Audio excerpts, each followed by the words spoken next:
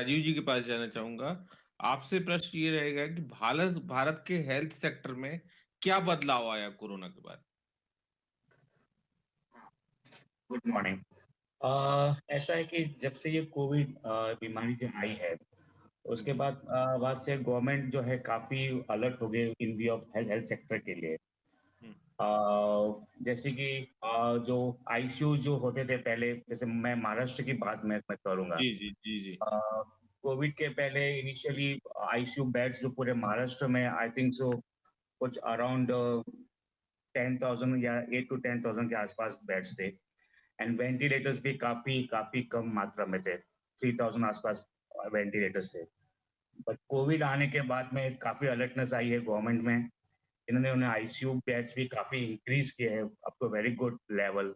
Ventilators भी काफी अच्छी मात्रा में बढ़ाए गए हैं सेंटर्स के सपोर्ट के साथ। और काफी अच्छा इम्प्रूवमेंट हुआ है। So now I think so the government also is very alert towards the health sector, especially after the COVID. Yeah. Doctor Nagarkar, आप सरकारी हॉस्पिटल में हैं जहां आपको ज्यादा कठिन तरीके से कठिनाई आ रही होंगी मरीजों को डील करने में, उसके बारे में थोड़ा सा बताइए। बम्बई खास के एपी सेंटर इसका। First of all, thank you for including me in this discussion. Welcome all. I will talk. I think I will first of all thank Dr. Dheeraj, who has explained the scenario in very much detail with figures and all. I will go for clinical picture and changes in community after the COVID. This disease is very different from normal other diseases. When a patient come to us, we see their symptoms, signs, and accordingly we do some diagnosis in our mind, and again get elaborated by doing some investigation and reaching final diagnosis. But here, the patient is coming with diagnosis with you, and government has plans a protocol for treatment also. So what we are doing for the patient? That what do you think? See, protocol we are following, and patient with diagnosis. That's why in content center, the common complaint is from patient relatives is they are doing nothing for us. Plain. Nothing for us. Then what we are doing? We are here to do some other things, collateral things, not exactly related to disease, like collateral listening. Because here patients are dying mostly because of fear, not fever. Patna से हमारे साथ सरोज जी जुड़ गए हैं, जो कांग्रेस के प्रवक्ता भी हैं और कोरोना वॉरियर भी हैं। तो हम सीधे सरोज जी के पास जाएंगे।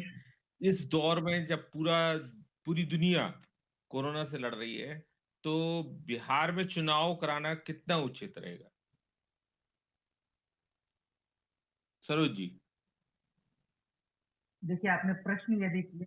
हाँ, आप मेरी आवाज जा रही है? आप सभी को गुड मॉर्निंग, और भारत के टाइम से गुड मॉर्निंग। यूएस वाले डॉक्टर साहब को वहाँ के टाइम से जो भी अभिवादन गुड इवनिंग। होता हो। और एक्चुअली देखिए, इंडिया में खास करके मैं बोलूंगा, पूरे वर्ल्ड में मुझे लगा कि सार्स कोव 2 के लिए कोई बहुत बेहतरीन मैनेजमेंट किया गया, मैं इससे कन्विंस नहीं हूँ। जितना था नहीं उससे ज्यादा फियर फैक्टर क्रिएट किया गया। और उसके बाद जिनको बचाना था, जिनके पास लंग्स इश्यूज थे या ऑर्गन डिफरेंट ऑर्गन इश्यूज थे, तो उन पे फोकस करने के बजाय सब पे फोकस हो गया, और सारी दुनिया लॉकडाउन लॉकडाउन हो रही थी। बाकी लोगों को उतना डेंजर था ही नहीं। मैं खुद भी कोविड पॉजिटिव हुआ और कुछ नहीं हुआ। तो बात ये नहीं था कि कुछ नहीं हुआ, मैं डरा हुआ था क्योंकि फियर फैक्टर इतना क्रिएटेड।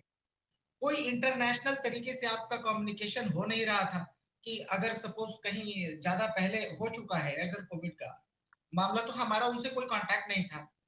केवल डेथ मीडिया दिखा रहा था, और मीडिया ही गाइड कर रहा था कि मीडिया के हिसाब से आप प्रेशर क्रिएट कर रहे थे कि नंबर ऑफ डेथ हम गिन रहे थे, नंबर ऑफ हम कितनों को ठीक कर चुके या कितने क्योर्ड हो गए, उसका कोई कहीं काउंटिंग नहीं था।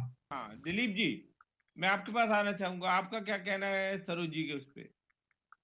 दिलीप जी, क्या हम कहीं पीछे रह गए या हमने से कोई I भूल हो think गई? आप सभी को नमस्कार। आप सभी को नमस्कार। देखिए, हम सब के देश ये नमस्कार। जहाँ तक हम भारत की बात करें तो भारत में मतलब लोगों के बीच के रहन सहन और बौद्धिक स्तर पर भी बहुत ज्यादा अंतर है।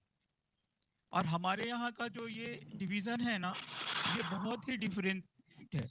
यहाँ पर एक चीज तो सबसे बड़ी बात ये होती है कि हम में से ज्यादातर इन सब चीजों के लिए एक्सपर्ट बन जाते हैं, ज्यादातर लोग। जबकि सही मायने में जरूरत इस बात की थी कि हमें प्रॉपर तरीके से जो गाइडलाइंस आ रही थी, चाहे WHO की आ रही थी, चाहे किसी भी की आ रही थी, उनको हम प्रॉपर फॉलो करते। डॉक्टर धीरज कौर, मैं वापस आपके पास आना चाहूंगा। मुझे एक चीज बताइए, कोरोना वायरस को लेकर क्या क्या डेवलपमेंट्स हुए हैं कोरोना आने के बाद मार्च में? जो मार्च में पूरी दुनिया में पूरी तरह से समझ में आ गया कि हाँ, ये कोरोना है, कोविड-19 है। तो कोविड के बाद क्या क्या डेवलपमेंट्स हुए हैं और उसका हॉस्पिटलाइजेशन और मोर्टेलिटी रेट पर क्या असर पड़ा? अभी इन्होंने कुछ पॉइंट्स रेज किए थे जो बहुत इंपॉर्टेंट है लोगों के लिए जानना। कई ऐसे पॉइंट्स उन्होंने बताए जिससे कुछ हद तक मैं भी वाकिफ रखता हूँ। I agree with some of the things. जैसे कि वो बता रहे थे कि टारगेटेड पेशेंट पॉपुलेशन। मार्च में मैंने कुछ आर्टिकल्स लिखे थे जिसके अंदर साउथ कोरिया और जापान का और चाइना का हमने लिखा था। उसके अंदर हम ये बता रहे थे कि इन्फेक्टिविटी, आप कितनी तेजी से एक पॉपुलेशन में कोरोना फैल रहा है, ये कुछ चीजों पे डिपेंड करता है। लेकिन भारत जैसे देश में कुछ अलग चैलेंजेस हैं, जहां पे एक डेमोक्रेटिक कंट्री है। ये जानना जरूरी है, इस वायरस की स्प्रेड के लिए कई ऐसे फैक्टर्स हैं जो बहुत इंपॉर्टेंट है। सबसे बड़ा इंपॉर्टेंट फैक्टर है डेंसिटी ऑफ पॉपुलेशन। पर स्क्वायर किलोमीटर के अंदर कितने लोग रह रहे हैं। इसीलिए आपने देखा मेट्रोपॉलिटन सिटीज जहां पे डायरेक्ट एयरलाइन ट्रैवल है इंटरनेशनल, और जहां पे डेंसिटी से लोग रहते हैं, जैसे महाराष्ट्र, कुछ area of Gujarat, Delhi, Bangalore, Madras, in areas में बहुत तेजी से फैला। एक बात एकदम साफ है कि जब मोदी जी प्रधानमंत्री बने थे तो उनका सारा का सारा एम्फेसिस जो है वो गुड गवर्नेंस पे था, और वो सिर्फ मेडिकली फील्ड पे नहीं, लगभग सभी जगह पे था। और उन्होंने मिनिस्टर्स की सिलेक्शन से लेकर के एक एक चीज की है। अब आप कल्पना करो कि अगर डॉक्टर हर्षवर्धन के अलावा कोई दूसरा व्यक्ति इस फील्ड पे होता तो हमारी क्या स्थिति होती।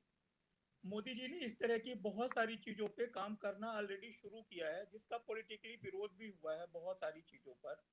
देखिए, आईएएस की एक भूमिका होती है कोऑर्डिनेशन की, डीएम एक कोऑर्डिनेशन का काम करता है, लेकिन वर्तमान परिस्थितियां ऐसी बदल गई हैं पॉलिटिकली, और जो इतना बड़ा सिस्टम हुआ है कि वो पूरा का पूरा एक हेड हो गया है सारी चीजों के लिए, जबकि वो सिर्फ एक कोऑर्डिनेटर था।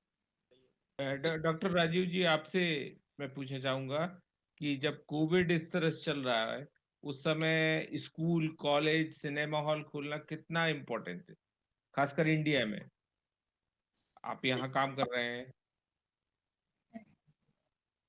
जहाँ तक स्कूल, कॉलेजेस और सब की जो बात है, फिलहाल तो मेरे हिसाब से जो ये नया वायरस है काफी जिस हिसाब से वो फैलता है, ओके, तो एट प्रेजेंट ये चीजें अगर बंद ही रहे तो वही अच्छा है, क्योंकि अभी भी कोविड अभी तक जानते कि जब तक वैक्सीन नहीं आएगा तब तक ये बीमारी जाने वाली नहीं है।